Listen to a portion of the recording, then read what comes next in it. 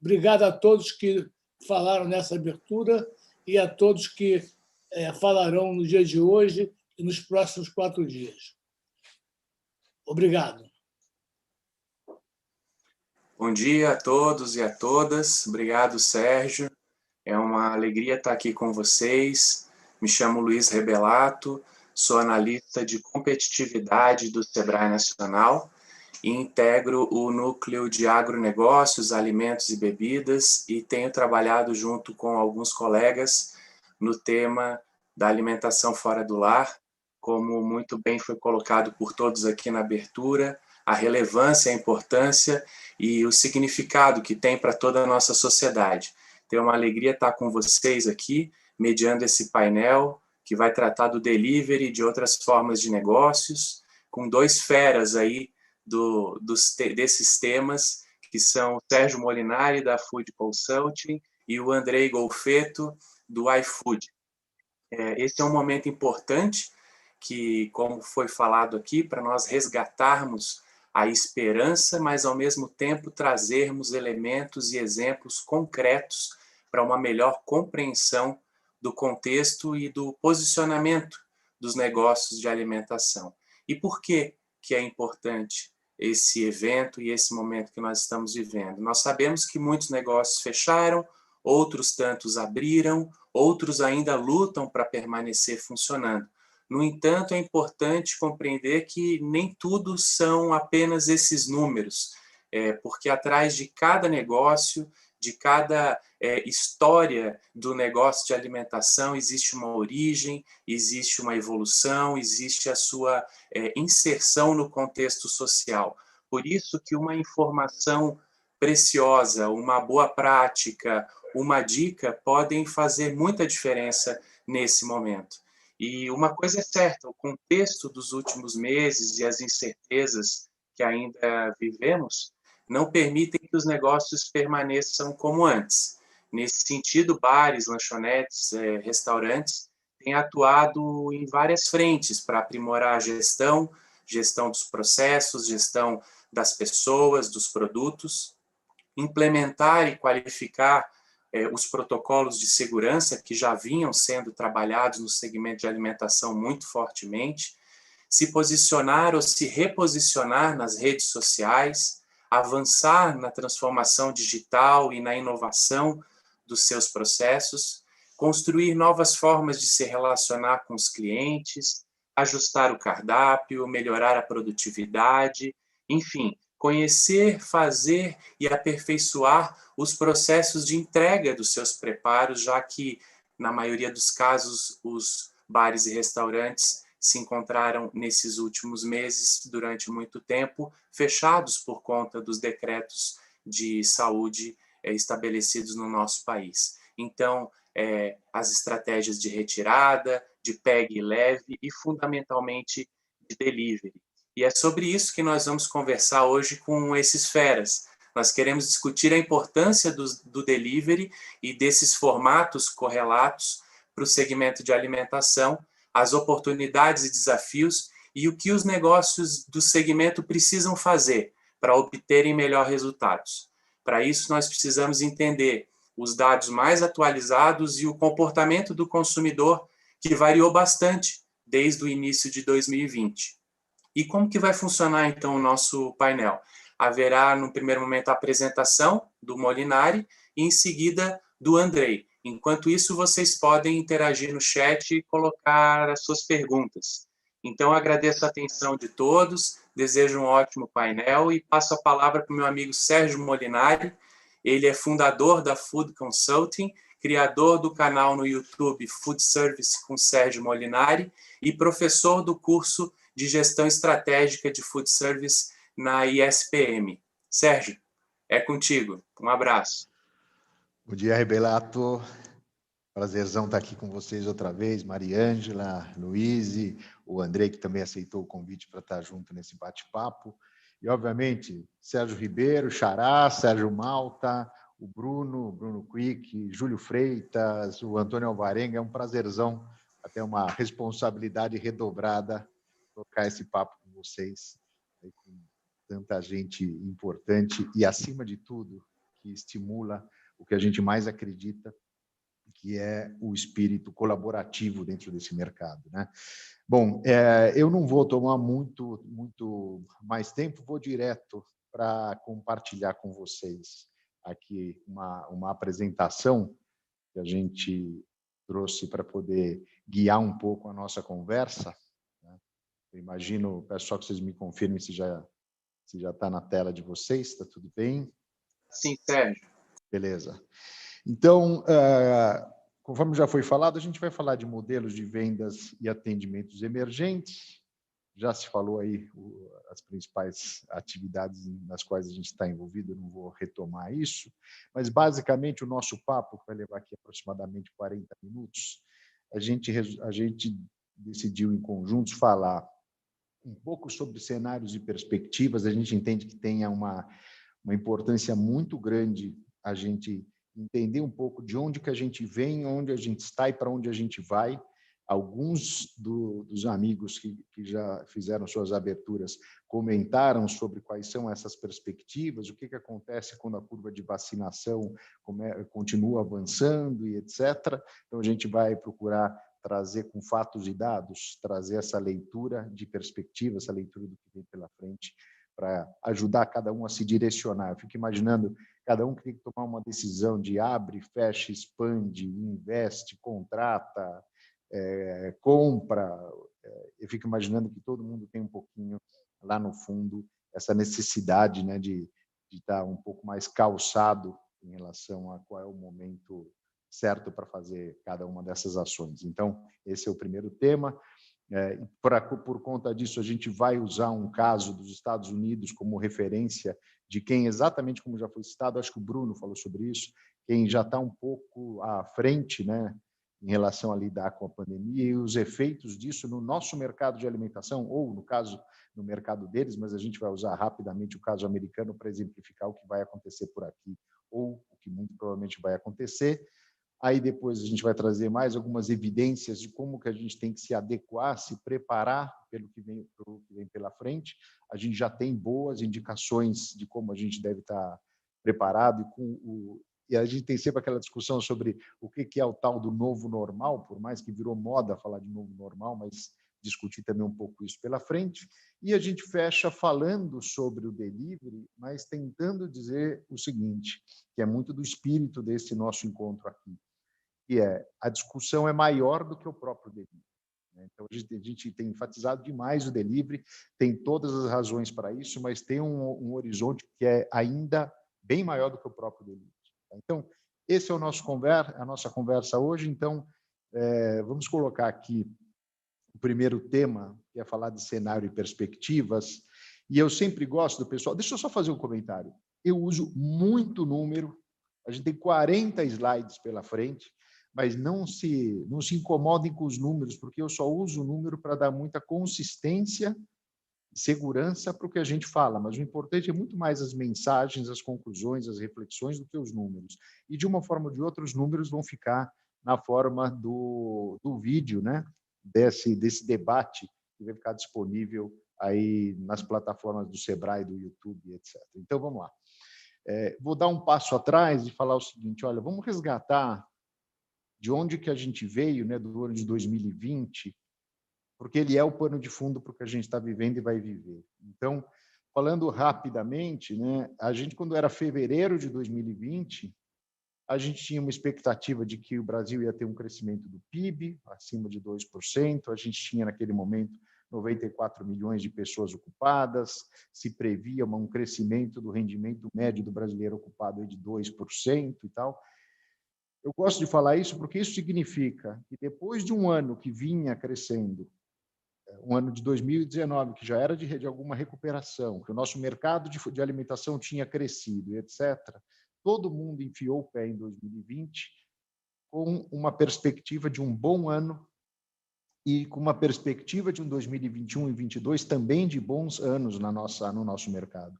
O que significa que, na cabeça do empresário do setor, ele estava pensando em expandir, investir, ampliar, contratar, renovar e assim por diante. O que faz com que a chegada da pandemia em março tenha um efeito duplamente difícil de se lidar, porque a situação difícil por si só, mas a situação difícil em cima de uma perspectiva que até um mês antes era uma perspectiva de crescimento e de expansão. Então, isso tornou tudo muito difícil. Durante o ano, a gente chegou a imaginar que 2020 pudesse ser ainda pior, mas ele terminou aí com um PIB caindo perto de 4%. Se a gente lembrar das últimas muitas décadas, a gente só tinha caído nessa proporção, a atividade econômica do Brasil, só no ano do confisco da poupança, lá do Collor. Tem muita gente que está nos ouvindo aí que era criança, não tinha nem nascido nessa época. Mas, então, a gente teve uma queda que poderia ter sido maior, mas ficou na casa de 4%. A gente chegou a ter 82 milhões só de brasileiros ocupados, ou seja, a gente chegou a perder 12 milhões, terminou o ano com 86. Teve uma variação de rendimento, algo positivo, mas também porque teve muita perda de emprego na base, né, nos empregos mais básicos. Mas, então, eu uso isso para dizer, primeiro, sobre essa questão de o que se esperava, de como o ano foi. Isso pegou todo mundo no contrapé. Além do que, no nosso mercado, a gente lidou com lockdown, restrição, limitação de horário de ocupação, protocolo de segurança e uma aura de desconfiança gigantesca. Então, a combinação desse cenário de atividade econômica, emprego e renda, tudo o que aconteceu especificamente no nosso segmento, fez com que, não tem muito jeito, né? Fez com que a gente saísse de uma expectativa de 5% de crescimento em termos reais. Isso daqui é a evolução aí dos últimos 15 anos no nosso mercado de alimentação, né? Essa linhazinha laranja é quanto que ele cresce em termos reais todo santo ano, né? Até o momento que ele teve a primeira queda lá em 2015 e tal. Mas só para a gente ter uma ideia, o que aconteceu esse ano no nosso setor significou, ano passado, 31% de queda em todo o setor de alimentação fora do lar. 31% de queda. Tá? O que significa 10 vezes mais, 11 vezes mais do que a maior queda que esse mercado já tinha tido até então, tinha sido em 2015, ou seja, não tem milagre, não tem como alguém falar, sei como lidar, eu sei como navegar nesse mar, ninguém sabia, ninguém sabe muita coisa ainda, né? Mas o fato é, o mercado tem uma tremenda de um recuo, né? E isso significa a necessidade da gente se readequar às palavras da moda, né? Se reinventar, se buscar uma ressignificação para a existência da gente, né? Uma coisa muito importante que aconteceu no ano passado, que nos afeta ainda hoje, é o seguinte: isso daqui é uma linha de evolução, né? Então, pegando ali a primeira semana lá de de abril do ano passado, o pico da pandemia, de lá, semana a semana, o que foi acontecendo no ano passado? O mercado foi se recuperando. A gente vivia com uma expectativa de que o mercado ia terminar talvez uns 10% em dezembro, uns 10% abaixo de dezembro de 2019.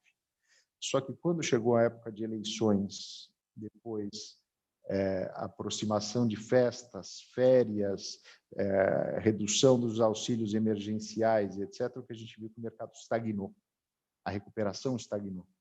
E isso começou a gerar aí uma certa dúvida em relação a como poderia ser o começo de 2021, até porque a gente começou a ter índices de ocupação de UTI, pioras dos níveis de contágio e de vítimas, e etc. Então, isso trouxe uma nuvem meio cinza para a gente, né?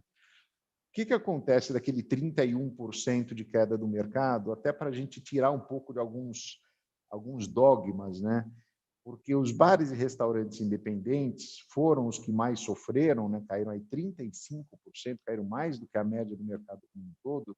E aí, às vezes, a gente fica se perguntando, talvez as redes organizadas, né? As redes que têm 5, 10, 20, 50 lojas, 100 lojas, ou até redes com mais de milhares de lojas. Será que esses caras também sentiram a mesma coisa? Sim, eles também sentiram a mesma coisa. Numa proporção ligeiramente menor, mas também sofreram alguma coisa. Então, o que aconteceu no ano passado valeu para todo mundo, né? Mesmo padaria, que foi um dos segmentos que ficou aberto durante todo o período, mesmo que não podendo atender presencialmente, né? ou ter a prática de refeições e lanches presencialmente, mas aí, mesmo aberto o tempo inteiro, também sofreu algum grau de queda. Então, isso valeu para todo mundo, foi mercado, não foi um ou outro segmento. Claro que bares e restaurantes tinham uma propensão a sofrer um pouco mais, mas todo mundo sofreu. O nosso Rio de Janeiro teve uma queda no ano passado, falando de bares e restaurantes, de 36%, né? Muito próximo do que foi o Brasil. Isso não é muito consolo, porque foi muita queda de uma forma ou de outra, mas eu acho que vale comparar com alguns outros mercados bem importantes do Brasil. Então, o Rio Grande do Sul teve uma queda de 43%, Minas, 37%, Distrito Federal, 37%, São Paulo, 37%, Bahia, 37%. Então, o Rio de Janeiro não teve um desempenho pior do que outros mercados, até maiores do que o próprio Rio de Janeiro, no caso de São Paulo, por exemplo. Então, é uma coisa muito genérica. Claro que algumas regiões do Brasil causam um pouco de inveja, né, porque as quedas foram muito menores, mas a realidade é que a gente sofreu, que o Brasil sofreu aqui no Rio de Janeiro. Tá? Agora, o que a gente vê pela frente? Eu acho que essa é uma das mensagens, na minha opinião, mais importantes, né, que é a gente construir uma visão do que é que a gente pode esperar. Por quê? Porque a gente sai daquele 2020 traumático, coloca o pé num 2021 que começou já um pouquinho melhor, uma queda comparada ao ano passado já bem menor, 18% abaixo do ano passado, mas aí com a evolução negativa da doença, da pandemia, a gente pegou aí um mês caracterizado de metade de março até mais ou menos metade de abril, em que a gente quase que voltou aí para aquele desastre do ano passado, né? Então, a gente efetivamente deu um bom passo atrás. A segunda onda, que sempre foi a grande incógnita no ano passado, se ela viria ou não viria, se viria, quando ela veio, né, que foi ali até meados de abril aproximadamente. Mas, olhando para frente, isso aqui foi atualizado há 10 dias atrás, uma semana atrás aproximadamente, o que se espera é que a gente deva ter um ano com um crescimento de atividade econômica. A gente já vem numa trajetória desse tipo em relação ao ano passado. Aí tem muita gente que fala, poxa, mas é crescimento baixo, já que o ano passado caiu 4%. É fato. Mas, olhando para o nosso próprio umbigo da alimentação fora do lar, não existe nenhum ano, nos últimos 15 anos que a gente acompanha esse tipo de projeção ou de análise mais estatística, não existe nenhum ano em que a gente tenha uma combinação de PIB positivo, aumento da população ocupada e alguma variação de rendimento. Em nenhum ano que acontece isso, o mercado de alimentação deixa de crescer. Então, a menos que tenha uma tragédia inesperada por esse ano, e a gente não aposta nesse cenário como um dos prováveis, a gente tem, com essa combinação aqui, uma reversão do quadro que a gente já começou a ler. Então, saindo daquele mês mais crítico, metade de março até metade de abril, e com a reabertura gradual dos estabelecimentos, a flexibilização dos horários, das restrições de atendimento, a gente já foi reduzindo o quanto a gente estava abaixo de 2019, a gente passou a olhar agora a nossa comparação em 2019, porque comparar com o ano passado não faz muito sentido. A gente começou a comparar, nesse momento, a gente falando com quem responde por esses números de Cielo, a gente já está falando de quedas em relação a 2019, inferiores a 20%, então o quadro já é de recuperação. Tá bom. E isso deve nos levar, essa curva de recuperação deve nos levar em 2019 a um crescimento em relação ao ano passado, perto de 14% em termos nominais, que, tirada a inflação do nosso setor, deve fazer a gente crescer 7%. É sensacional? Não é sensacional, porque a gente, o ano passado, caiu 31%. Então, não é sensacional, mas é uma curva de recuperação. E aí, pegando um pouco do que os amigos falaram um pouco antes de mim, se, por um lado, a gente tem uma notícia triste, né, uma constatação triste, que são muitos milhares de estabelecimentos que deixaram, né, que saíram desse mercado, etc. Por outro lado, a gente tem que considerar que, dentro de um mercado que começa a se recuperar, os remanescentes, os sobreviventes, ou os que estão entrando agora, eles entram numa dinâmica de mercado positiva. Então, o bolo diminuiu em 2020, não está voltando ao mesmo tamanho anterior, mas a quantidade de fatias também é um pouco menor. Ou seja, tem espaço para quem fizer bem feito, e a gente vai discutir sobre isso de agora em diante. Então, a mensagem 1 aqui. O cenário é de retomada e de recuperação, mesmo que a velocidade seja moderada. Alguns dos colegas falaram exatamente sobre essa questão, né? Uma questão é a direção. A gente está numa trajetória de recuperação. A outra é a velocidade. A velocidade não é a desejada, mas ela existe, a gente está andando. Mensagem 2. Provavelmente, como mercado, a gente volta ao tamanho que esse mercado tinha em 2019, ou no ano que vem, ou em 2023. Tá? A terceira mensagem é que essa recuperação e essa velocidade, ela não se aplica igual ou igualmente a todo mundo. E é aí onde cada um de nós, e por isso que uma capacitação como essa de hoje, essas reflexões, essas discussões, esse ciclo todo desses dias de discussão, eu acho que entregam um valor enorme, porque vai ser quem entender melhor, quem se preparar mais rápido, quem tiver clareza do que fazer ou decidir boas estratégias, boas direções e executar muito bem, vai sair na frente. A gente, feliz ou infelizmente, né, a gente tem um segmento em que existe uma carência de capacidade de pensamento estratégico, em identificar oportunidade, identificar alternativas relativamente limitadas. Então, a gente acredita bastante mesmo que a gente tenha aí uma recuperação que vai ser, entre aspas, surfada melhor por alguns, e um pouco do que a gente está procurando aqui é tentar pensar com esses 1.600 inscritos aqui nessa programação, tentar ajudar uma parte deles a acelerar e acelerar na direção certa. E a quarta mensagem, que eu uso aqui até uma linha de pensamento, né, que um filósofo, investidor e etc., que é o Nassim Taleb, nos traz, que é o antifrágil, o raciocínio de antifrágil, que diz sobre coisas ou empresas, no nosso caso, que se beneficiam com o caos. Então, para mim, a última mensagem que tem a ver ali com essas girafas, né, a girafa que consegue sobreviver porque ela desenvolveu na linhagem dela a capacidade de acessar a grama, a vegetação que está no topo da árvore. Da mesma forma, eu acho que a postura diante do caos, da crise, do inesperado é o que vai fazer com que uns se saiam muito melhores do que outros, e a gente gostaria de ajudar dessa forma. E aí, fechando um pouco esse primeiro bloco, né, com algumas razões para acreditar nessa recuperação e no que pode vir pela frente, a gente vai trazer um caso, 3 slides aqui, o caso dos Estados Unidos, começando primeiro pela curva de vacinas, né? Então, essa daqui é a curva de vacina dos Estados Unidos desde dezembro, né? Então, ela vai a curva diária de vacinação. Então, ela chega num determinado momento que ela supera ali 3 milhões de doses aplicadas por dia, depois o ritmo diminui, até de uma forma até planejada, mas diminui. Então, nesse momento, mais ou menos, eles estão perto de 2 milhões de vacinas por dia.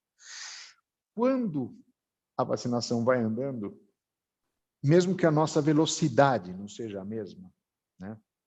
Mas quando essa curva de vacinação vai andando, o impacto disso, em termos de número de casos, né? Nesse caso, eu estou falando aqui de mortes, né? Tem alguém com o microfone aberto? Se puder fechar, por favor. Então, aqui a gente está falando do caso do número de mortes, então que ali nos Estados Unidos também chegaram a superar 4 mil mortes por dia num determinado momento, né? O que acontece com a vacinação é que o número de mortes começa a cair numa proporção muito grande, né? Então, nesse momento, em maio, por exemplo, a gente já tem os Estados Unidos com menos de 900, 800 mortes por dia, está indo de mais de 3 mil. César, eu acho que você está com o microfone aberto, você pode fechar, por favor? Então, a gente tem aqui uma redução para baixo de 1.000, e o mais interessante é ver que o impacto dessa vacinação, a consequência disso em termos de número de morte, obviamente, de todo o sistema de saúde, faz isso com o mercado. Daqui é a curva de faturamento do mercado americano. Então, fechado o mês de abril, a gente está falando que o tamanho do mercado em abril desse ano, abril de 2021, já era do tamanho do mercado de novembro de 2019. Isso aqui significa que o mercado cresceu em relação, o mercado em abril, ele crescia aqui 119% em relação ao abril, em relação ao abril do ano passado. Esse 36 que está errado. Vamos lá, de uma forma ou de outra. Aqui está errado. Na verdade, é 118% em relação ao ano passado, tá? Ele tem 118% em relação a abril, e ele já isso que é o mais legal, ele já é 6% maior do que o abril de 2019. O problema hoje no mercado americano não é discutir a demanda, é discutir como abastecer. A dificuldade no mercado americano hoje é que a cadeia de abastecimento, de embalagem, de ingrediente, etc., não estava preparada para uma recuperação no nível que está acontecendo. Ou seja, isso aqui, em termos de evolução da vacinação, que impacta em diminuição do número de vítimas, de contágios, e melhora do sistema de saúde, né, e aumento do grau de confiança, leva para uma recuperação bastante significativa do patamar de vendas, tá? Até por conta de questões como desejo reprimido, capacidade financeira, que a gente tem que falar que, para uma boa parte das pessoas que não ficou desempregada ou desocupada nesse período, existe uma situação financeira que não é pior do que o pré-pandemia por uma parte muito grande da população, ou seja, a gente pode sim esperar que venha uma recuperação num ritmo interessante de agora para o final do ano, né? Essa é a leitura que a gente tem, né? E aí, trazendo talvez uma outra forma de ler, a gente acabou de fazer uma sondagem em algumas regiões do Brasil para poder dar pelo menos uma visão Brasil do que esperar por aqui. O que a gente viu em relação ao consumo presencial? Primeiro, a gente perguntou para o consumidor o seguinte: olha, compara hoje e pensa daqui a um ano com um cenário de pandemia controlado. Como é que você entende o seu consumo? 30% dos brasileiros... Tá? Pessoal, alguém me ajuda, por favor? Eu acho que o microfone do César está aberto e está gerando bastante ruído de fundo aqui, por favor. Então, 30% das pessoas disseram que continuarão a consumir, estão consumindo já presencialmente novamente hoje, mas consumirão mais vezes com o cenário de pandemia controlado. Outros 23% das pessoas disse que, olha, ainda não voltei a consumir, mas voltarei a consumir. Então, uma forma de contar para vocês o que vem pela frente é 53% das pessoas, dos consumidores, estão dizendo que ou voltarão a consumir, já que não estão consumindo ainda de volta, ou passarão a consumir mais do que hoje. Ou seja, a gente tem uma demanda meio reprimida, né, ou muito reprimida, que afeta mais de 50% dos consumidores presenciais. Até para a gente não ficar muito na cabeça, pessoal, eu me sinto responsável por dizer o que aconteceu com o mercado de delivery. Formatos importante, mas a gente não deveria entender que com isso a gente esteja dizendo que o mercado de consumo no local, no salão, no balcão, etc., que isso vai deixar de existir. Não é verdade. E essa é uma das evidências que a gente traz. A gente também pergunta o porquê, né? Quais são as razões para você dizer que vai voltar a consumir, ou que vai consumir ainda mais. A maior das razões tem a ver com o fato de que o consumidor diz gostar de comer fora, gostar de fazer refeições fora. Seguido do quê? Seguido da questão de restauração da confiança. Essas duas situações combinadas, por isso que a melhora dos índices, a melhora do sistema de saúde, etc., afeta muito, né? Porque combina aumento, o resgate da confiança com o desejo de consumir. Então, a pré-condição para a recuperação ela existe, né? A gente pergunta também onde que você pretende consumir mais vezes do que você está consumindo hoje, né? E aí a gente vê, por exemplo, falando, olha, eu quero consumir presencialmente em pizzaria, hamburgueria, lanchonete, fast food. Por quê? Porque hoje ele está consumindo dessas formas através do delivery, do take-out, etc. Ele fala, olha, mas eu queria ir até esse estabelecimento, eu quero voltar a frequentar esse estabelecimento também presencialmente. E uma parte diz que quer voltar, que vai frequentar mais vezes restaurantes à la carte e churrascarias, porque ele hoje não está frequentando, ou está frequentando pouco, muito mais por uma questão de segurança. Ou seja, o quadro para o retorno ao consumo presencial pode não ser tão acelerado, mas ele está pintado. Esse quadro já existe. Tá? E a gente perguntou, só como curiosidade, a gente perguntou o seguinte: que medidas você considera muito importantes hoje e que medidas de segurança você vai considerar importantes que existam, que permaneçam daqui a um ano? Então, aspectos como limpeza de mesa, cadeira para o consumidor sentar é e continua sendo muito importante. Ter álcool gel em alguns pontos do restaurante, do bar e etc. vai continuar sendo muito importante. Distanciamento entre mesas. Diminui a importância disso, olhando daqui a um ano, pandemia controlada, mas fica uma dica, que é uma dica difícil até para o segmento, que é o consumidor, ele, de certa forma, talvez isso valha um pouco menos nos bares, mas nos restaurantes, lanchonetes, onde há o consumo de refeições e lanches como atividade primordial, ele, de certa forma, está contando uma historinha de que ele gostou de não ter uma proximidade tão grande com a mesa do lado. Então, a gente vai ter que, de alguma forma, pensar como que a gente se ajusta, não para o grau de distanciamento atual, que é muito grande, que as contas até dos restaurantes não fecham, né, com tão pouca disponibilidade de assento, mas tem uma dica aí de que o consumidor gostou um pouco disso. Da mesma forma que ele fala o seguinte, olha, para mim, cardápio digital já está incorporado na minha forma de escolher. Eu gosto mais do cardápio digital do que do velho cardápio impresso, né? Mas aqui ficou uma dica. Agora, onde que mais cai?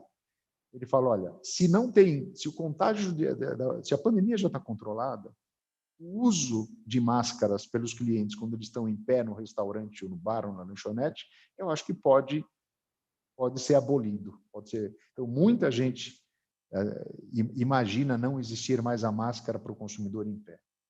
Muita gente imagina que o distanciamento em fila vai desaparecer. Muita gente entende que o uso de máscara para o funcionário, que possa ser, no mínimo, abrandado. E também um pouco de diminuição de álcool gel em mesa. Então, onde fica a maior atenção? Na limpeza, em como a gente trata do estabelecimento e apresenta esse estabelecimento para o consumidor. Distanciamento de mesa, tem uma dica aqui que a gente vai ter que pensar, cada um no seu caso, como que pode oferecer algum distanciamento ainda, né, maior do que existia antes da pandemia. E o álcool gel ele passou a ser um parceiro do setor, talvez menos agressivo em cima da mesa, mas no estabelecimento. Então, assim é que a gente vê como talvez os remanescentes, né, dos protocolos, olhando um cenário daqui a um ano com pandemia controlada. E aí a gente vai olhar para o delivery, né? E uma das coisas que a gente vê no delivery é 45% praticamente dos consumidores de hoje dizem que continuarão a consumir pelo delivery o mesmo número de vezes, mesmo com os salões reabertos, mesmo com a pandemia controlada e etc. Ou seja, esse boom que o delivery sofreu nesses últimos tempos, né, ele, para quase metade da população, ele não volta atrás. Tá? E tem um outro 11% aqui que fala o seguinte, olha, casei com delivery resolve muita coisa para mim, vou consumir mais vezes. Então, se a gente somar aqui, a gente está falando que 56% dos consumidores estão dizendo que vão manter ou até elevar o nível de consumo para o delivery, que é um índice maior do que a quantidade de pessoas que dizem que vai consumir menos vezes pelo delivery. E aí, o que mais me chamou a atenção, para a gente começar a conduzir aqui para o final e para o debate, né, é que quando a gente perguntou quais são os principais fatores de decisão do consumidor, de onde consumir pelo delivery de agora para frente, apareceu como fator número 1 a confiança no estabelecimento. Eu não estou falando da confiança no aplicativo, que também é importante, né? Não estou falando eu estou falando da confiança no estabelecimento. O que acontece é que, da mesma forma que muita gente proporcionou, muitos estabelecimentos proporcionaram ótimas experiências no delivery, ou experiências novas no delivery, existe uma quantidade enorme de estabelecimentos que proporcionam uma experiência ruim no delivery. Né?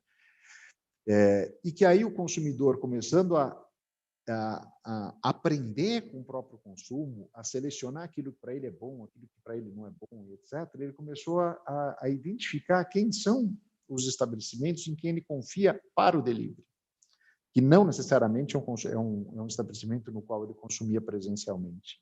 O que faz com que, né, queria deixar uma super mensagem, a gente passou os últimos anos, a gente até esteve em alguns encontros anteriores no Rio de Janeiro falando sobre experiência de consumo. Então, pessoal, a experiência de consumo, ela, de agora em diante, ela, de forma nenhuma, vai ser menos importante do que era. Eu diria até que tão importante quanto ela era nos últimos anos. Só que pensar a experiência de consumo agora é pensar qual é a experiência de consumo que eu proporciono para os meus clientes em cada canal de venda, em cada modalidade de venda, em cada formato de atendimento. Então, se eu estou entendendo que confiança no estabelecimento é um fator crítico para a decisão se ele consome, de quem ele consome no delivery, eu tenho que proporcionar uma experiência para ele no delivery que crie esse grau de confiança e de preferência. Então, essa, para mim, é uma mensagem fundamental hoje, porque ela está à frente até da própria questão de entrega rápida, de preço acessível, de confiança no aplicativo, no meio de pagamento, de conveniência e tal. Tá? Então, experiência de consumo no delivery. Tá? Da mesma forma que tem isso no presencial. E aí, só para fechar o tema da gente, eu fiz a provocação, que é uma discussão que vai muito, que é maior do que o próprio delivery, em que a gente apelida que essa grande discussão é tudo que a gente chama, até internacionalmente, no mercado de alimentação, de off-premises, que é tudo aquilo que é preparado na cozinha do restaurante, da lanchonete, da padaria, da hamburgueria, do bar e etc., que não é consumido dentro do estabelecimento, que é consumido fora. E aí, seja no delivery, seja no take-out, seja no drive-thru, seja na forma de congelado, seja na forma de assinatura, o que for. Né? Então, esse universo de off-premises, ele é maior, né? E ele é crescente nos próximos anos. Então, pegando aqui uma das principais pesquisas de food service que é feito também no Brasil, final do ano passado, o último trimestre do ano passado, mostrou que 21% do movimento desse mercado de food service foi delivery, mas 44% foram todas as formas além do delivery. Então, comprei pelo aplicativo ou pelo telefone e fui só retirar, fui até o estabelecimento, comprei na hora e prepararam e eu levei, ou já tinha, que é o que a gente chama de viagem mais classicamente, ou o produto que já está embalado, já está porcionado, que é o grab and go, que está embalado, eu só vou lá, pego, compro e levo para consumir em outro local, ou o catering, o que for. Mas Quando a gente soma delivery e as outras formas, né, de produto para ser consumido fora do estabelecimento, isso chegou a bater mais de 60% do movimento do nosso mercado. Acredito que vai ficar desse tamanho? Não, não vai ficar desse tamanho. Não vai ser 60% do mercado. Mas se for 30%, que é metade, é muito. E isso faz com que a gente enxergue o mercado com uma configuração um pouco diferente, porque ele pode ser o takeaway, ele pode ser o grab and go, né? O produto já está porcionado, embalado, etc. Pode ser na forma de kit, pode ser na forma de, de assinatura, as roteierias, os drive-thrus. O fato é que, se eu tivesse que dar uma palavra, que eu vou encerrar agora a minha fala aqui, a palavra na minha cabeça é: a gente tem que estar preparado para atuar num food service, atuar num mercado de alimentação fora do lar híbrido, porque são clientes com desejos diferentes em cada momento, com formatos de compra cada vez mais diferentes, cada vez mais diversificados. Então, não é só o salão, não é só o delivery, não é só o take-out, não é só o drive-thru. O próprio drive-thru, a gente já começa a ver a cada dia mais variações. Todo mundo pensa no drive-thru do McDonald's. Não, mas hoje você começa a ter cada vez mais as empresas, os restaurantes ou as padarias, por exemplo, que você faz o pedido e algum funcionário vai levar o pedido no teu carro, você está na vaga de estacionamento. O drive-thru não precisa ser aquele modelo que tem efetivamente o trânsito em torno do estabelecimento. Então, a cabeça da gente tem que estar aberta para um food service híbrido, né? Que é muito puxado pela transformação digital, e esse é o papo que a gente trouxe aqui para compartilhar com vocês nesses quase 40 minutos, para tentar ajudar um pouco agora o debate da gente depois da apresentação do Andrei do iFood. Muito obrigado. A gente volta já. Obrigado, Sérgio. Opa, foi mal, Luiz. Vai lá, vai lá. Oi, Andrei, tudo bom? Já passo para ti. Só destacar alguns pontos aqui que o Sérgio trouxe, né? Se alguém conseguir me ajudar com a câmera, que eu não estou conseguindo voltar para a imagem. Mas, enfim, vou falando, já vou passar. Agora sim. Obrigado. Então, o Sérgio traz esse contexto muito importante para a gente, né? Saber o que aconteceu durante a pandemia, né? As evoluções, o início, o meio, como é que são as tendências. O comportamento do consumidor é muito bacana entender isso, né? O consumidor continua buscando o bom, a experiência, ser bem atendido, né? Gostar do que está, independentemente de não ser mais uma situação de frequência nos restaurantes de forma tão intensa quanto antes, mas o bom atendimento e a confiança voltam com um papel importante, né? E essa parte final muito interessante, né? De esses modelos híbridos, de perceber as tendências e as alternativas, né? Para atender de forma mais ampla os consumidores que têm comportamentos muitas vezes muito distintos, muito particulares, muito específicos. A gente não fala de um consumidor só, né? Existem vários comportamentos. Então, entender isso e poder se colocar da melhor forma é muito legal, né? Então, já vou passar aqui para o Andrei. O Andrei é especialista de novos negócios no iFood. Ele é responsável por parcerias para ajudar os restaurantes a economizar no dia a dia. O Andrei é mestrando em empreendedorismo e inovação pela USP, tem contato com o setor desde pequeno pelo restaurante da família e tem mais de 5 anos de experiência trabalhando com startups e em projetos de inovação. Andrei, meu caro, agora é contigo. Uma boa palestra. Até mais. Boa. Valeu pela introdução, Luiz. Fica até difícil falar depois do Sérgio aí também, né? A gente devia ter feito ao contrário. Mas muito legal aí o panorama. Acho que agora eu vou entrar um pouco mais a fundo aí sobre o delivery de forma geral, né? No setor de alimentação fora do lar. Acho que o Sérgio trouxe um overview muito bom, um panorama que a gente sente aqui na prática que isso vem acontecendo também. E a ideia aqui é mostrar um pouquinho do que o iFood tem feito, algumas dicas para quem está começando, também algumas ações, tendências que a gente vê e vem observando aí para o setor. Vou tentar não me estender muito aqui na minha apresentação, para a gente justamente conseguir abrir aí os momentos finais para dúvidas e perguntas. Então, quem for tendo aí qualquer consideração, pode mandar aí no chat também do YouTube, que o Luiz depois ele vai mediar aí esse painel que a gente vai ter aqui comigo e com o Sérgio também. Então, basicamente, o iFood, né, ele é uma plataforma que conecta diversos agentes, né, e o nosso objetivo é que todas as pessoas que fazem parte dessa plataforma saiam sucedendo, né.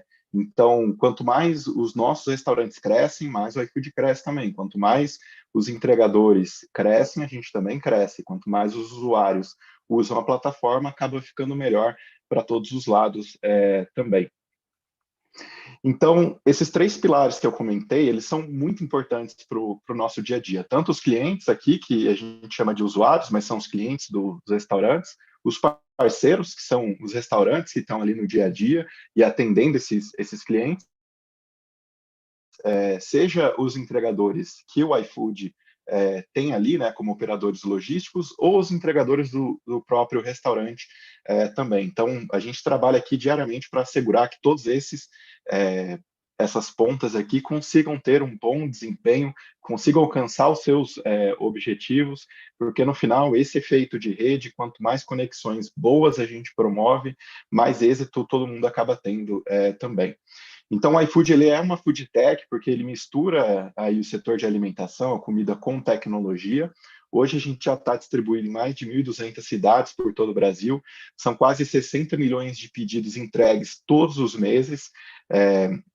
São 4.000 pessoas que fazem parte aqui do iFood, e hoje a gente já é uma empresa que tem diversos outros negócios também, como, por exemplo, o iFood Shop, que a gente criou justamente para ajudar os restaurantes em seus desafios de custos, compras e insumos, ajudando os restaurantes a se conectarem com opções melhores de embalagens, outros equipamentos e alimentos também. Tem as nossas soluções de refeição com opções mais atrativas do que o mercado.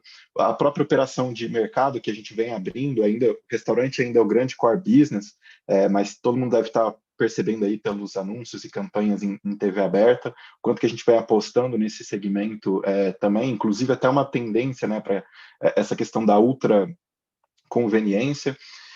E até a operação do Bom e Barato, que é um outro programa e produto que a gente tem aqui também, né?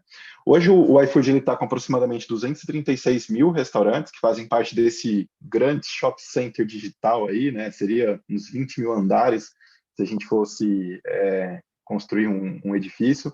São 150 mil entregadores que fazem essa ponte entre os pedidos dos clientes e os restaurantes, e praticamente aí por semana a gente tem, por mês, a gente tem 1,5 milhão de downloads no app. Hoje a maioria dos brasileiros já usa, consome também o iFood.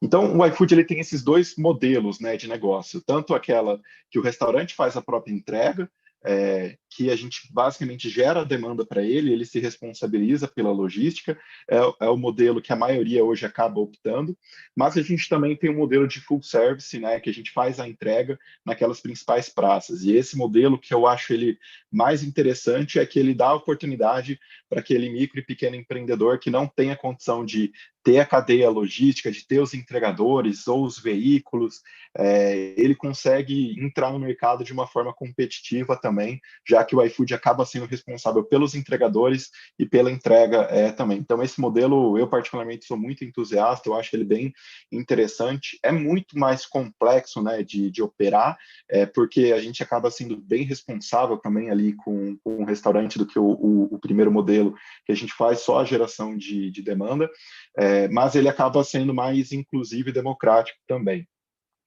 Basicamente, agora eu vou mostrar para vocês um vídeo do projeto que eu toco aqui no iFood, né? E aí eu vou entrar um pouco mais em ações que a gente tem feito para ajudar os restaurantes. Esse projeto, que é o Vantagens do Chefe, é um programa nosso de parcerias para ajudar os restaurantes a economizarem no dia a dia. Hoje já tem aproximadamente 60 mil restaurantes com ele disponível. A gente, nos últimos meses, passou testando em 2 cidades, uma delas, coincidentemente, o Rio de Janeiro. A gente testou com uns 3.000 restaurantes do Rio, esse projeto, e com Campinas também. Hoje a gente já liberou ele para todos os super restaurantes do iFood, que são aqueles restaurantes com mais engajamento, reputação. Não necessariamente é um grande restaurante, mas é um restaurante que tem boas avaliações e é engajado, está crescendo e tem ali pedidos com uma certa recorrência no iFood. Então, se alguém aqui é super restaurante já está no iFood, já tem acesso a esse programa, só conferir lá o portal do parceiro, mas a partir do mês que vem já vai estar disponível para todos os restaurantes do iFood, porque de fato é algo que a gente vem fazendo para ajudar os restaurantes aí no dia a dia.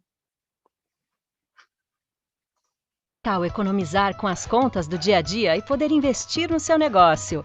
Conheça o Vantagens do Chefe. Para te ajudar com as despesas fixas do seu estabelecimento, o iFood negociou descontos exclusivos para você. Com o programa Vantagens do Chefe, você pode economizar até R$3.000 por mês, com descontos em serviços essenciais, como energia, gás, internet, contabilidade, marketing e limpeza. Para participar, basta ser um parceiro iFood. Você pode receber até 3 vezes o valor investido no iFood em forma de descontos e benefícios exclusivos. Tudo isso sem taxas e sem surpresas no final do mês. Todas as condições são exclusivas e gratuitas para você. Gostou da novidade? Acesse o portal do parceiro e garanta seu desconto. Legal. Então, Vantagens do Chefe é esse programa com o objetivo de ajudar os restaurantes em seus desafios do dia a dia. Como o Sérgio mostrou, o setor tem sofrido bastante, né, com a pandemia, e não só os pequenos negócios, mas os grandes também. A minha família tem uma rede de bares e restaurantes que começou bem pequena, hoje já é uma franquia, e ela por si só já teve aberturas e já teve que fazer contratação e demissão 4 vezes ao longo dos últimos meses, com esse cenário de abre, fecha, abre, fecha, abre, fecha. Então, a gente realmente criou esse programa com descontos de alto impacto. Então, por exemplo, um restaurante que pode gastar R$1.000 por mês com gás, a gente tem um pacote com a Supergás Brás de 30%, que vai gerar ali R$300 de economia para um restaurante pequeno. Para um restaurante grande, isso pode chegar até 3, 4 mil reais no mês de economia. E vários outros serviços que a gente procurou também, como serviços essenciais de internet, contabilidade, serviços para ajudar o restaurante a crescer, como toda a parte de marketing, redes sociais, anúncios e outras frentes também. Tem também produtos de limpeza, contratação de mão de obra e uma série de outras coisas que a gente mapeou, perguntou para os restaurantes aqui do iFood os principais desafios deles e a gente foi atrás dessas empresas para ajudar o iFood nesse desafio de ajudar os restaurantes também. Além disso, a gente também tem feito diversas ações para apoiar os restaurantes, como, por exemplo, a gente tem um curso gratuito com a Escola Conquer, inclusive o Sebrae é parceiro do iFood nesse curso. Ele está disponível publicamente. Se você procurar curso de apoio à gestão de restaurantes, iFood Conquer, você encontra, ou no portal do iFood também tem lá na seção da Vantagens do Chefe, é só procurar. E além disso, a gente também fez uma curadoria nos cursos do Compre do Pequeno do Sebrae. A gente pegou aquelas trilhas, aqueles programas que mais se adequavam aos desafios que os restaurantes estão enfrentando, e aí com o apoio do Sebrae Nacional, até o Luiz está envolvido nessa, ele que está mediando aqui o painel também, a gente colocou uma página lá no site do iFood, então só procurar o site institucional do iFood, você encontra lá os cursos que a gente selecionou, são gratuitos, são cursos super simples, didáticos, com toda a experiência e apoio do Sebrae também. Então, a gente vem se preocupando muito com essa educação e o quanto que a gente pode ajudar os nossos restaurantes a se capacitarem nesse momento difícil. E eu gostei muito que o Sérgio trouxe uma referência sobre um livro chamado Antifrágil, né? Eu confesso que eu acho um livro complexo, assim, de forma geral, mas o conceito dele, né, que mostra o quanto que você passar por momentos difíceis e isso vai te ensinando, vai te tornando resiliente. E o nosso objetivo com esses cursos é ajudar os restaurantes também a desenvolverem essa resiliência, essa casca grossa, ter que se reinventar. Não é fácil você mudar coisas que você fazia da mesma forma há 10, 20, 30 anos, e agora o mundo está cada vez com mais tecnologias, inovação. É importante você estar de olho para você conseguir se manter relevante e atualizado também. Além disso, a gente também fez algumas ações na parte financeira para ajudar os nossos restaurantes, como zerar a taxa do para retirar, que é uma modalidade que vem crescendo muito lá fora, e a gente percebe esse movimento aqui no Brasil também. A gente fez redução das taxas do iFood também no mês de março e abril para ajudar os restaurantes, mas essa redução de taxa ela não gera um impacto tão grande, por exemplo, quanto aqueles benefícios, né? A gente está falando que em vez de você gastar R$ 300 com contabilidade, você vai gastar aqui na parceria do iFood que eu contabilizei 180. É uma economia de mais de R$ 100, né? Às vezes, para um restaurante pequeno, a redução de 1, 2% na taxa não consegue chegar nisso, né? E na verdade, eu nem gosto de falar a taxa assim, do iFood. Para mim, é muito mais uma comissão, porque se o restaurante acaba não fazendo pedidos, ele acaba não pagando, né? Então, é uma comissão pelo volume que a gente trouxe ali de pedidos para ele também, pela visibilidade e tudo mais. E quando ele atinge um limite, ele não precisa pagar aquele valor mensal também, que existe ali na comissão do iFood. Além disso, outra coisa que o iFood tem feito muito para ajudar o setor, acho que quem está assistindo aqui sabe mais do que a gente, o quanto que é desafiador o fluxo de caixa, o capital de giro, você conseguir fazer as compras, pagar os seus fornecedores e conseguir fazer isso antes de receber dos clientes também. Então, o iFood ele já antecipou mais de 3,4 bilhões de fluxo de caixa e antecipação. A gente reduziu isso para 7 dias para ajudar os restaurantes a terem mais capital de giro no dia a dia, conseguir ter esse respiro também. E uma outra ação complementar a essa parte financeira, que a gente vê que é um ponto super sensível do setor, também foi relacionado a crédito. Hoje o iFood é uma das empresas que mais gera crédito no setor. A gente tem um banco dos restaurantes aqui, hoje já tem mais de 100 mil restaurantes do iFood que usam o nosso banco aqui dos restaurantes. Por lá a gente tem vários produtos financeiros interessantes, muito mais atrativos do que o mercado, justamente para ajudar esse restaurante. Como a gente acompanha a jornada desses nossos parceiros, a gente sabe como é que funciona, sabe como é que são os pedidos, sabe como é que são a avaliação dos usuários, a gente acaba tendo essa facilidade para estar fazendo essa originação de crédito também. Algumas dicas para quem está começando, achei legal trazer aqui também uma parte prática, como dicas gerais para quem está indo para esse mundo do delivery e vindo para o iFood, ou já está aqui dentro também. Basicamente, o cardápio é a porta de entrada. Vocês não têm ideia como que faz a diferença você ter uma foto no cardápio, a descrição, informar justamente o que é aquele prato, quais são os ingredientes, para quantas pessoas, quais são as quantidades. O cliente ele está cada vez mais exigente, ele quer ter acesso a essas informações. E os itens que têm foto tem quase o dobro de pedidos em relação aos itens que não têm foto. E se você for pegar a maioria dos restaurantes do iFood, até os pequenos, eles não possuem foto, que é um item básico. Hoje, você procurando no YouTube, pesquisando por cima, você consegue encontrar com um celular, com uma boa alimentação, você consegue tirar fotos interessantes. E não são aquelas fotos que é tão bom para ser verdade, né? Que parece mentira. São fotos realistas para o cliente realmente conhecer e comer primeiro ali com os olhos, né? Naquele momento de decisão, que é uma jornada que ele está com uma alta expectativa, ele já quer se imaginar tendo aquele prato, né? Por isso que o cardápio é um ponto super importante. Outro ponto, que é uma das principais propostas de valor do iFood, é a primeira experiência, o primeiro pedido. Então, o iFood ele te dá acesso a um mercado que muitas vezes você não conseguiria chegar sozinho, e por isso que quando chega o primeiro pedido de um cliente, você é notificado por isso no nosso portal, é importante você investir na experiência dele, seja com um bilhetinho, seja com uma cartinha, seja com um brinde simples, um brigadeiro que for, ou uma embalagem diferente. Você tem que usar a primeira experiência para encantar ele. É isso que vai criar uma boa memória, vai fazer esse cliente ter frequência, voltar, ter volume, comprar mais caro depois, que é o que todo mundo quer no final do dia, né? Vender mais, vender para mais pessoas. O poder que tem um cliente postar o seu restaurante na rede social dele é a coisa mais viral que você pode fazer, é o melhor tipo de marketing que tem. Quando o cliente indica para um outro, a jornada de compra no outro cliente reduz, ele já é uma indicação com muito mais doce, reputação. As pessoas acreditam muito mais em indicação de conhecidos e amigos do que o marketing que o seu próprio restaurante acaba fazendo também. Então, é algo importante.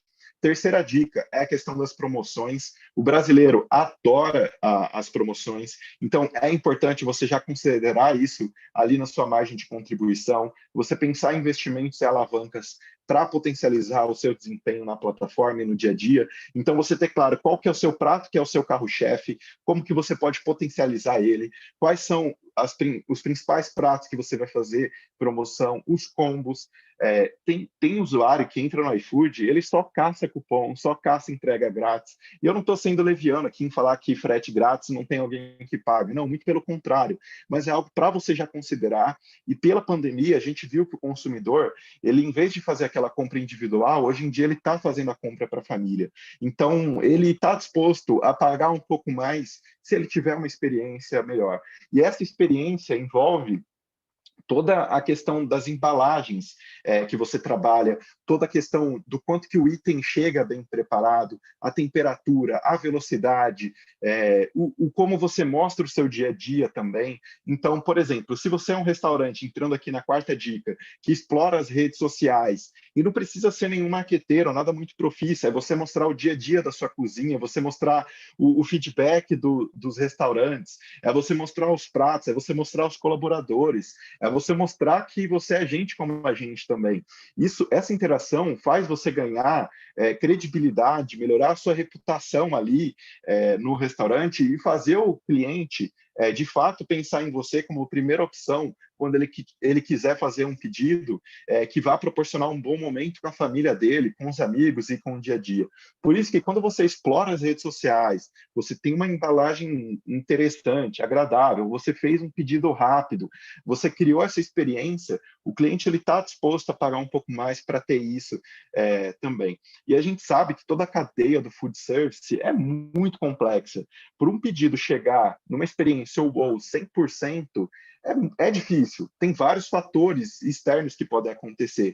Uma mudança climática pode afetar, um acidente que você não controla no trânsito ali do entregador, algum erro ali da receita, e aí por isso que é importante você ter as fichas técnicas e saber ter bem essa operação ali no dia a dia, e principalmente nesse cenário de que a gente vê o crescimento do delivery, ainda é muito incerto a volta do salão como era antes, e vai alguns anos, como o Molinari bem pontuou, você procurar ter essa operação eficiente ali para atender bem esses pedidos. E um erro que eu vejo muito clássico que as pessoas cometem na plataforma é justamente terem muitas opções, ter um cardápio tão amplo que muitas vezes você acaba não dando opção daquele tanto de itens, porque isso gera uma complexidade, né? Agora, se você entende bem como você se diferencia na praça que você está situado, ali no raio de entrega, no local, você mapeia quais são as culinárias que existem, quais são os pontos fortes ali dos outros. Você consegue fazer um cliente oculto no iFood, por exemplo, você consegue pedir um pedido de outro restaurante e começar a absorver o que os outros fazem de boas práticas. E você entender, esses são os meus pratos chefes, os carros-chefes, aqui que eu vou me diferenciar, é isso que eu vou fazer de forma diferente. Isso tudo vai te dando mais condições para você conseguir ter um preço maior. Porque tem uma coisa básica aí no mundo da precificação para o setor, que preço é diferente de valor. Valor é o quanto que aquilo significa para o cliente. O preço é de fato ali o quanto custa. E se o cliente acha o seu produto caro, é porque ele não está percebendo o valor. Quando você mostra o valor, o seu dia a dia, o seu item tem competitividade, você tem um bom cardápio, você tem uma boa projeção, você usou bem as promoções, você fez entregas rápidas, coletou feedbacks dos restaurantes, fez boas avaliações, isso tudo vai ajudar você a conseguir ter uma maior percepção de valor e, consecutivamente, ter um preço melhor também. Então, é importante você ter esse foco aí na quinta dica aqui de encantar o cliente. Acho que já falei bastante desse ponto aqui na minha fala. Você também focar em ouvir os seus clientes. A avaliação é um dos itens mais importantes do iFood.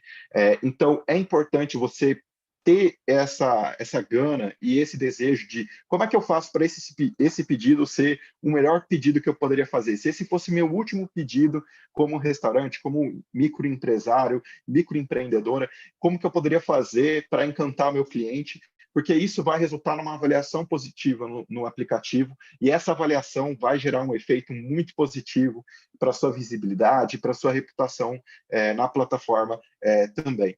E se o cliente, de fato, reclamar que alguma coisa aconteceu, a melhor postura que você pode ter é, de fato, assumir essa culpa, não tentar ficar justificando, pedir desculpa e fazer alguma ação para tentar ajudá-lo. Vale muito mais a pena você investir num cliente que ficou insatisfeito do que você focar, por exemplo, em ficar trazendo novos clientes. Aquela pessoa que se decepcionou com você, seja lá qual for o motivo, e quem estava errado ou não, e aí é muito importante você, como empreendedor, empreendedora, acreditar na boa vontade, na genuinidade desse cliente e assumir o erro e pedir desculpa e tentar retratar isso, e aí a pessoa vai estar ali muito insatisfeita e ela vai ficar muito mais surpreendida se você de fato atendeu e corrigiu ela, seja porque ela reclamou de um arroz e você vai dar alguma coisa para ela que vai te dar prejuízo naquela margem, pode ter certeza que você marcou aquele cliente vai voltar a fazer pedidos e ter o seu restaurante como uma primeira opção ali também. E, por último, o iFood acredita nessa relação de parceria. O nosso sucesso é o sucesso de vocês e dos nossos restaurantes e dos empresários do setor. Então, o que você tiver de problema, abre chamada no aplicativo, lá no portal, a gente está à disposição para estar ajudando também. Além disso, uma tendência que muito já se falava isso na década de 80 e 90 sobre a era da sustentabilidade, né? Mas hoje os usuários estão ficando cada vez mais exigentes com isso. O iFood tem diversas ações para ajudar no impacto que a gente tem aqui no meio ambiente. É uma das principais apostas para a empresa nesse ano. E muitas vezes quem é pequeno, está no começo, acaba não achando que isso é coisa de empresa grande, né?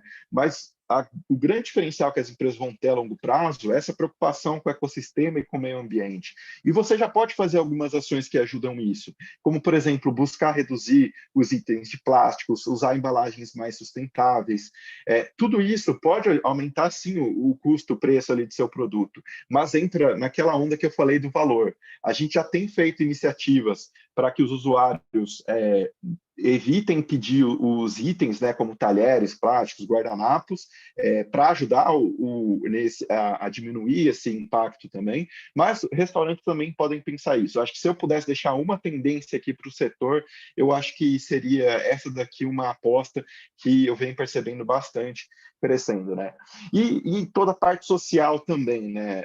Hoje o iFood já tem ações, por exemplo, que permitem você fazer doações pelo app, já tem ali vários projetos interessantes. Convido todos aqui a conhecerem como usuários e consumidores e trazer essa provocação, né? O quanto que o restaurante pode tentar gerar esse impacto também, seja com excedente de produção, seja com excedente de insumos, matérias-primas, itens perto do prazo de validade, que talvez você poderia destinar para um lixo, você pode destinar para uma comunidade, enfim, deixar só aberto aí, que é uma outra tendência que eu vejo importante, tanto essa parte sustentável quanto a parte social também.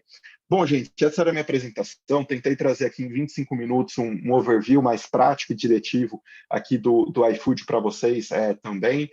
Fiquei super feliz com o convite aí feito pela Luiz e pelo Sebrae do Rio de Janeiro e com os nossos parceiros do Sebrae Nacional. Foi um prazer conhecer um pouco o Sérgio aí, também a visão que ele trouxe do mercado. Achei sensacional. Espero ter conseguido contribuir à altura também. E deixo agora aí para o Luiz mediar, a gente fazer um painel bem interessante e construtivo nessa reta final aqui do nosso momento. Muito bom, Andrei. Muito obrigado aí pela tua fala. Foi bastante esclarecedora sobre como que funciona, né, o iFood de uma maneira mais geral e principalmente a questão das vantagens e das dicas, né? Vou de novo pedir para os colegas que estão ajudando aí no painel, que eu não consigo voltar aqui o meu vídeo. Agora, acho que sim, peraí. Agora sim. Obrigado, pessoal. Estou apanhando aqui da tecnologia. Essa questão das vantagens, muito legal, né, Andrei? Assim, eu acho que é importante a gente dar essa visão geral, né, do que vocês estão fazendo, assim, que vão além do negócio propriamente dito pontual, que muitas vezes as pessoas ficam ali ligadas, né, que é a entrega propriamente dita, né? Então, essa questão das vantagens, a questão das parcerias, as reduções de taxas, e também as dicas, né? Aquela parte das dicas foi muito, muito bacana, porque ela traz realmente aquilo que, pela experiência de vocês têm percebido, o que tem feito a diferença, né? O que tem feito a diferença daqueles restaurantes que têm se posicionado de uma maneira mais adequada, né? O que eles têm em comum, que eles levam em consideração. Então, muita gente que está aqui nos ouvindo e nos assistindo pode tomar essas dicas, né, como dicas de ouro aí, importantes aí para entrar da melhor forma, aqueles que não estão, ou modificar, né, o seu comportamento, a sua forma de interagir com o aplicativo, com o delivery de uma maneira geral. E esse final que você colocou também sobre a questão ambiental e a questão social, né, o que vocês estão fazendo, as dicas também, a questão das embalagens, a questão, né, das doações, bem importante para que os restaurantes, para que as lanchonetes, para que os bares que estão aí conectados também possam contribuir bastante nesse processo da pandemia que tem afetado todo mundo. Então, vamos lá para algumas questões que o pessoal tem colocado aqui para a gente. Eu vou fazer uma... na verdade, assim, não tem uma específica para um ou para outro, a não ser uma para o Sérgio, que foi perguntada sobre a fonte da pesquisa, Sérgio, que você apresentou, sobre a questão ali do comportamento do consumidor e das tendências, né, do delivery. Você pode lembrar para a gente de onde que você obteve dados, se é sua mesmo? Essa pesquisa... Bom, primeiro, parabéns, Andrei, muito legal. Para mim, particularmente, o tema das dicas, né? Eu vou quebrar um pouco o protocolo, Rebelato. Eu volto na pergunta em 1 minuto. Mas eu queria fazer um comentário que eu acho que é importante para o empresário, que é o seguinte: pelas fontes que a gente tem de database, né, dos caras que lidam com informações de mercado, a gente estima que uma empresa como o iFood já passou pelo como restaurante ou como estabelecimento cadastrado no iFood, mais do que o dobro do número de estabelecimentos que ele tem ativos. Se ele tem 236 parceiros, 236 mil parceiros hoje, já passou mais de outros 200, quase 300 mil estabelecimentos pelo iFood, né? Até uma empresa, até o Wise Sales, que é quem forneceu essa informação para a gente. O que significa que saber como explorar mais, e aí eu não estou falando só do iFood, eu estou falando do iFood, estou falando de todo esse grande ecossistema que atende, né, o mercado de delivery. Saber como explorar mais é tão importante quando está dentro do jogo, porque metade dos caras que já entraram já saíram, né? Então, esse negócio das dicas, quando você fala uma dúzias do que o Andrei colocou, eu acho que é fundamental a gente realmente até ter isso muito claro, né? A gente como empresário, entender o consumidor, qual é a sua proposta de valor e fazer as coisas que são importantes para dar certo. Porque o fato de entrar no jogo do delivery não é garantia de sucesso. Entrar no jogo do delivery pode ser de uma tremenda frustração se os principais cuidados, os principais fatores que levam ao sucesso, se eles não forem, se não tiver atenção em relação a isso. Então, acho isso super importante, que a gente olha, às vezes, uma questão estática e fala, puxa, mas metade de todo mundo que já existiu no cadastro de um iFood não existe hoje mais um iFood. Por questão, em muitos casos, de que não funcionou, o cara não soube atuar, o cara não explorou. Então, eu acho que essas dicas são fundamentais. Voltando, Rebelato, aconteceu um episódio que foi assim.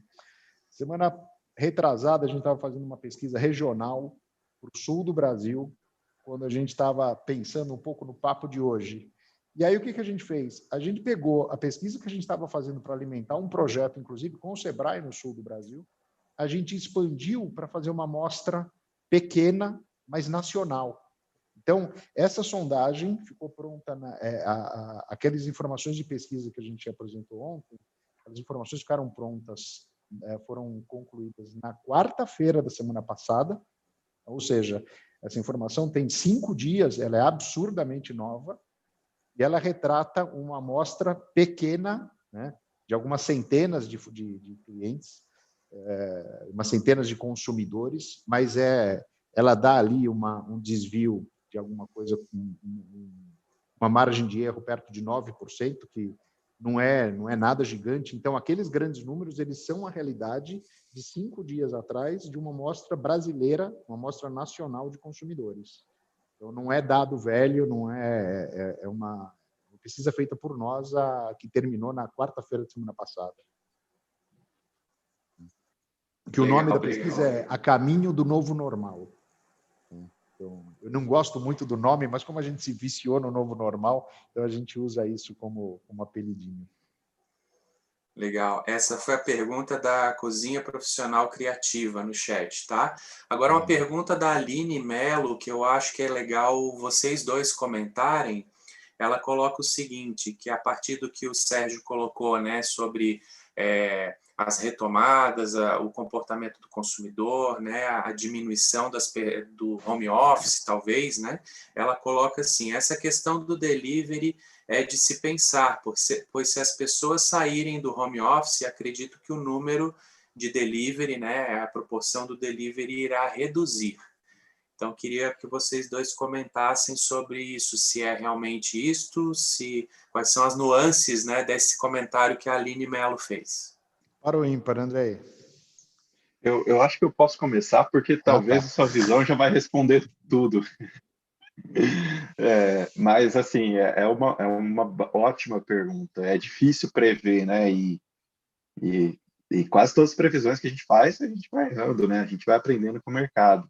Mas existe um movimento a gente tem percebido muito aqui no iFood, que antes as pessoas, grande parte das pessoas ainda pede o iFood e associa como fast food, né? Vou pedir uma pizza aqui para relaxar, sexta-noite, pizza de sábado, domingo à noite, um lanche sábado de tarde, ou um japa durante a semana para esfriar a cabeça.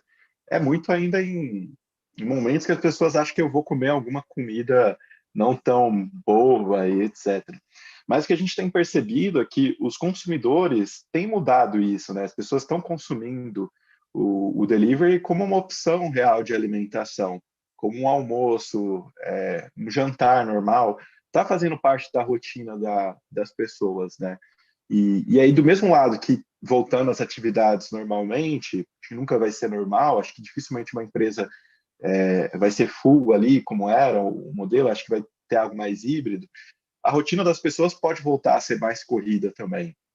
Então, as pessoas, qual que é a grande proposta ali para um cliente no iFood? É a velocidade, a comodidade e etc, né? Então, pode ser que na rotina dela, ela consuma mais o delivery quando ela estiver em casa.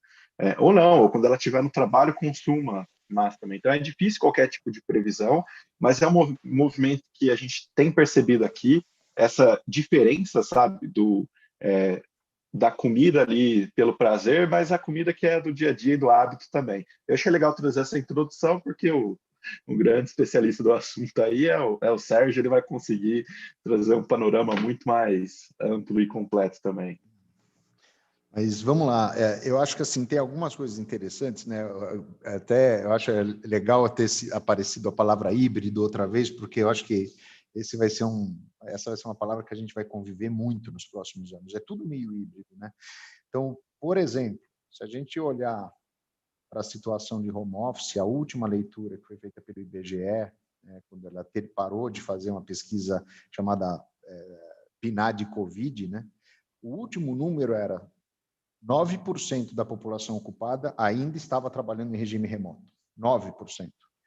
Só que esse 9% significa 17% da massa de renda do brasileiro. Ou seja, quem está em home office tem os salários mais altos, né?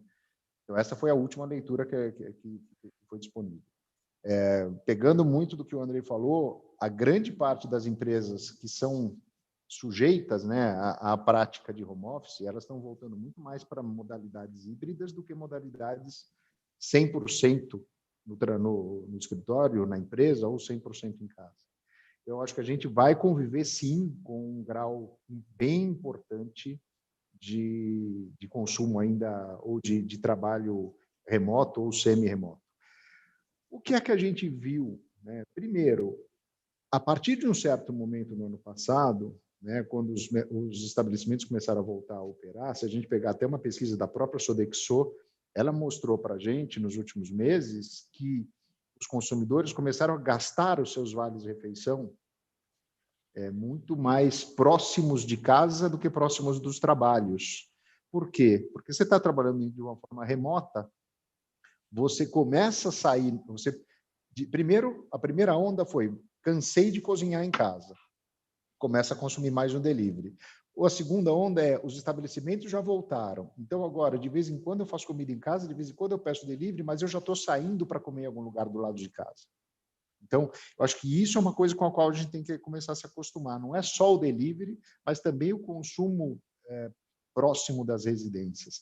E aí, citando só duas situações finais, uma delas, se a gente olhar os números do delivery, um dos segmentos, se não, eu acho que foi o segmento que teve maior crescimento percentual no ano passado, em termos de momento de consumo, foi o café da manhã.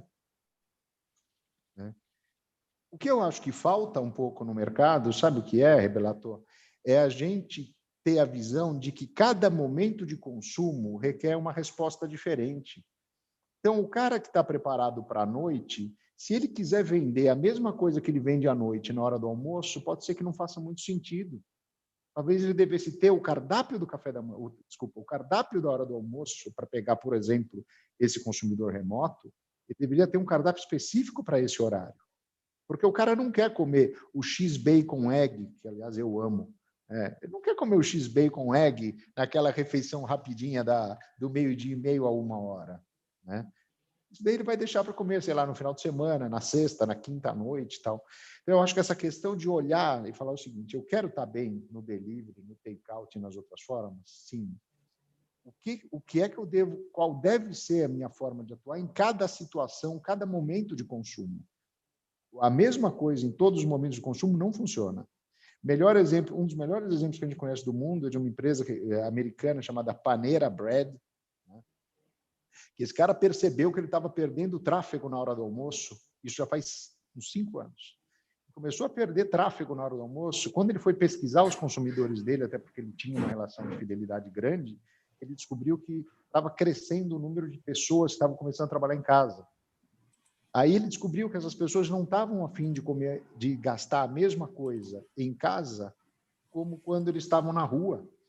Esse cara teve que criar um cardápio específico para atender os clientes pelo delivery que estavam em regime de home office. Então, eu acho que a gente tem que olhar, coloca foco. Se colocar foco, vai melhorar. Muito E bom. até complementando o Sérgio, achei muito bom um ponto. Essa questão do vale-refeição, né, gera um impacto muito grande você permitir essa modalidade de pagamento na plataforma. Opa, é verdade. Tem gente que é um pouco resistente, né? Como, por exemplo, mas demora 30 dias, porque tem lá as empresas. Só que, quando é o vale alimentação, a pessoa tem um pouco mais de desapego do que a carteira dela. Ela está disposta a gastar um pouquinho mais com o vale também. Então, isso acaba compensando um pouco ali para o dia a dia, e como uma primeira experiência, se você conquista um cliente que veio e vale refeição e foi bom, ele pode voltar depois com outras opções na hora que o vale acabar também. E outro ponto do Sérgio, um erro que eu observo muito, é que um restaurante, né, eu percebo isso muito no interior, né? Eu sou de Tupã, interior de São Paulo, e aqui tem pouquíssimas opções, por exemplo, para almoço e café da manhã nem tem no iFood. E é uma cidade de 70 mil habitantes, mais ou menos. E não adianta o restaurante que abre de noite, manda bem de noite, abrir no almoço e achar que vai ser a mesma coisa, porque ele não adaptou a culinária, não adaptou o cardápio e os pratos. E é o ponto que o Sérgio falou. Cada ocasião é uma. E o grande diferencial é justamente você ter esse tipo de de cardápio diferente, saber adaptar. Por exemplo, aqui é uma cidade pequena e tem pouquíssima competição no almoço, tem pouquíssima competição no café da manhã, não existe ainda, tem outras plataformas. Então, para quem está lá na plataforma e acaba entrando, tem a chance de dominar rápido ali e criar esse hábito ali para os consumidores. E, de repente, aí eu estou falando de uma pequena cidade, mas o que a gente percebe é que as grandes cidades são compostas de pequenas cidades. Cada bairro é um estilo. Então, você pode tentar entender dentro da sua praça, você abre o aplicativo e vê como é que está ali a oferta, a disposição, o que tem de oportunidade para oferecer que talvez você não está oferecendo. Então, só fazer um complemento, que eu acho que são 2 pontos importantes. Não é só você abrir num domingo no almoço e achar que vai ter o mesmo desempenho do seu cardápio da sexta de noite. Você precisa adaptar. E abrir um pouco a cabeça para meios de pagamento também. Agora, já está aceitando o Pix, por exemplo, que é um fenômeno no mercado financeiro brasileiro. Mais de 80 milhões de brasileiros já aderiram ao Pix, então é uma modalidade que pode ser interessante. A questão do Vale, muitos brasileiros ganham ainda no Vale e hoje em dia a pessoa em casa, ela fica um pouco fechada onde que ela pode gastar ou não. Então, acho que um complemento legal aí, dado o contexto que o Sérgio trouxe. Bacana. Uma pergunta para cada um agora. Para o Andrei, da Magda Fernandes, tem um buffet que está praticamente parado. Como passar para o delivery? E para o Sérgio, do Denguinhos de Vó. Trabalho com panificação artesanal. Eu também. Quero esperar essa dica agora vamos ver. Gostaria de fazer uma assinatura para clientes, não sei como elaborar. Acredito com a assinatura ajudará melhor na minha produção e, consequentemente, venda certa. Você mencionou também ali, né, Sérgio, como é que você chamou? Off-premises, é isso? Não sei se pronuncia dessa forma. Então, uma para cada um, do delivery para o Andrei e essa de assinatura para o Sérgio. Legal. O buffet geralmente é um momento super especial para as pessoas quando elas contratam um buffet, né?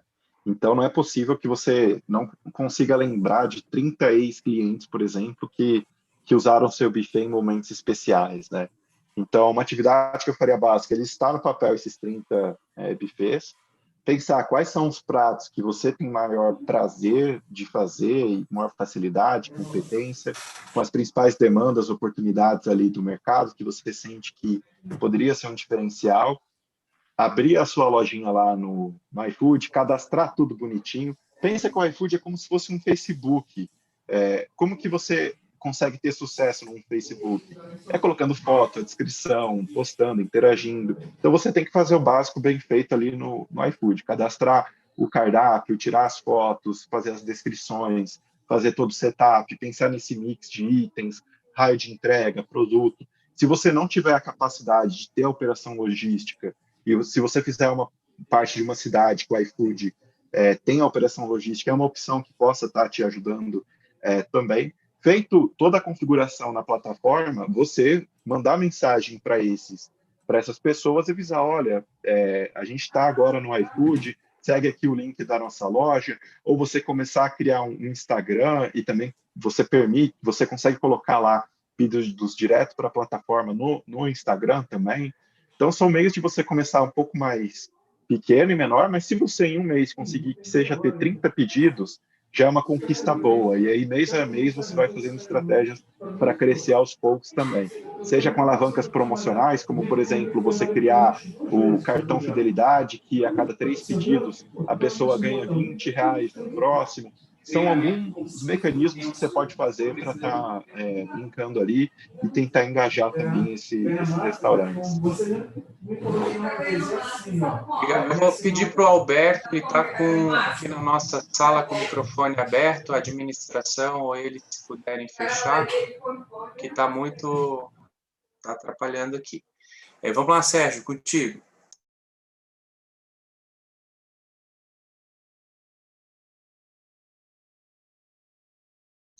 Agora o Sérgio que está mudo, Sérgio. Eu estava mudo.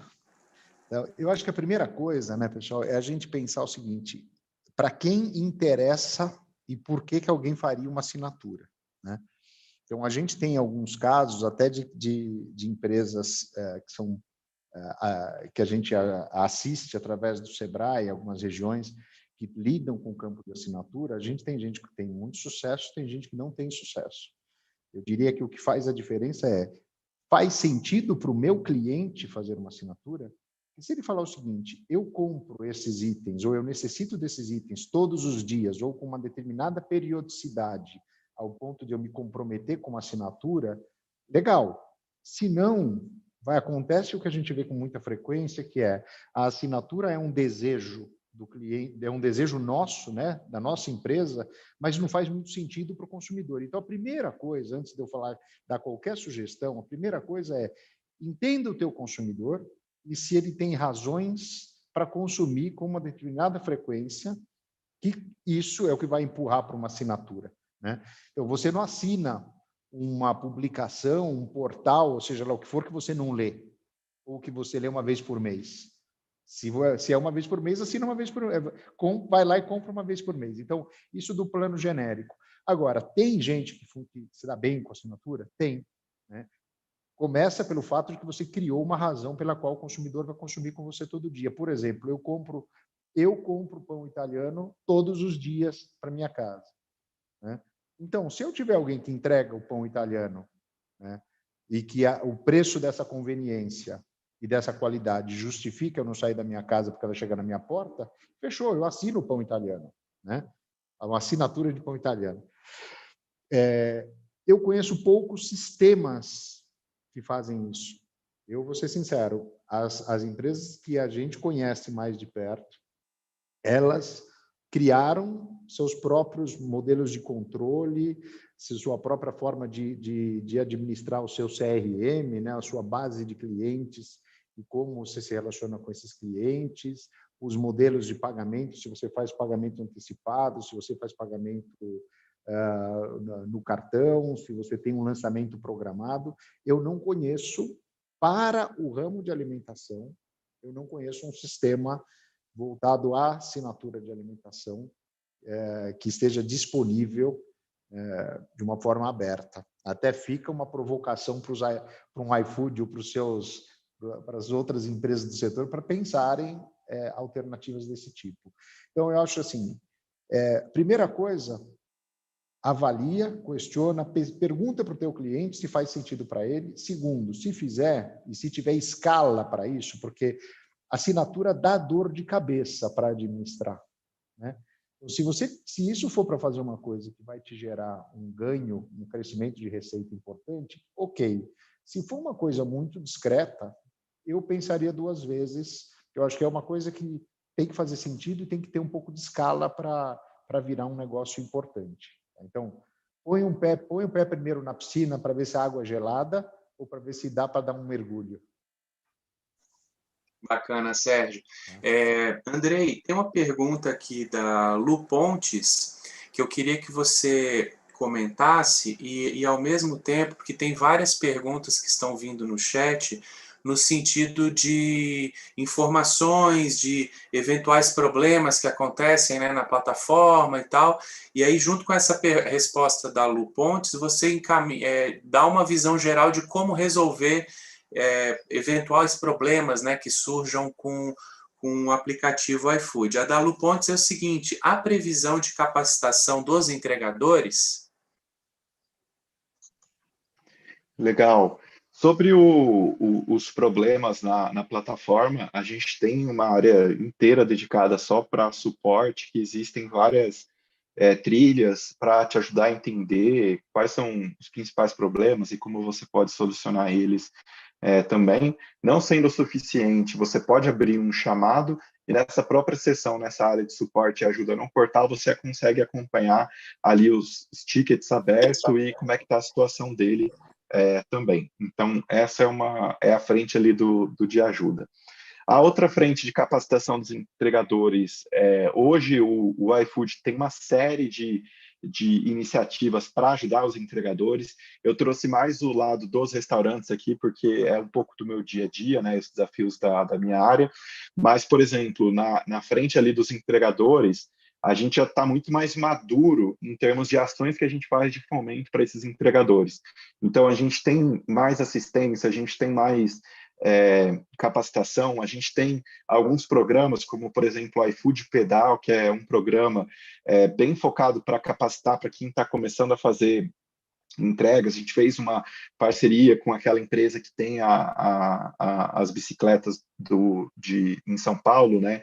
E permite ali explorar alguns modais elétricos, chamar iFood Pedal. Você pode pesquisar pela iniciativa aí do Google e encontrar ali mais informações. E tem uma série de programas que ajudam ali os entregadores a se formarem, seja em segurança do trabalho.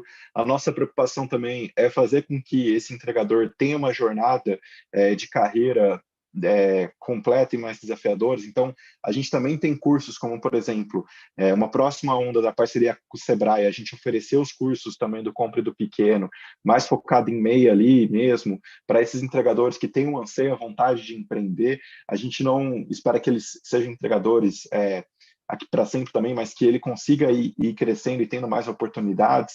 E tem uma série de outros programas, como Anjos de Capacete, você pode procurar. Todas as informações de entregadores do iFood estão localizadas em um portal do entregador. É só você procurar aí também, portal do entregador, iFood, você consegue encontrar lá na íntegra as nossas iniciativas de apoio, fomento, formação e outras coisas também. E vale ressaltar que esse é um desafio das duas partes, tanto do iFood quanto dos restaurantes. Hoje, a maior parte dos entregadores são dos próprios restaurantes. Então, a gente também precisa que os restaurantes assumem esse compromisso conosco, de também ajudar e apoiar esses entregadores. Aqueles que são de responsabilidade do iFood, que a gente faz a operação logística, a gente já vem fazendo essas iniciativas e hoje é um dos pilares mais maduros aqui do nosso ecossistema também. Não me aprofundei, não tenho tanta profundidade para falar sobre, porque eu não sou dessa área, mas esse é um pouquinho do que eu sei que vem acontecendo lá e é um pessoal super engajado que vem trabalhando bastante para ajudar os entregadores. Obrigado, Andrei. E nos encaminhando agora para o final, eu queria fazer um comentário aqui que a Ilka Mendonça colocou no chat, que eu acho que é bem pertinente, e aí para a fala final de vocês. Ela coloca o seguinte: o empresário precisa estar inovando sempre e entender o que precisa fazer para acompanhar as tendências do mercado.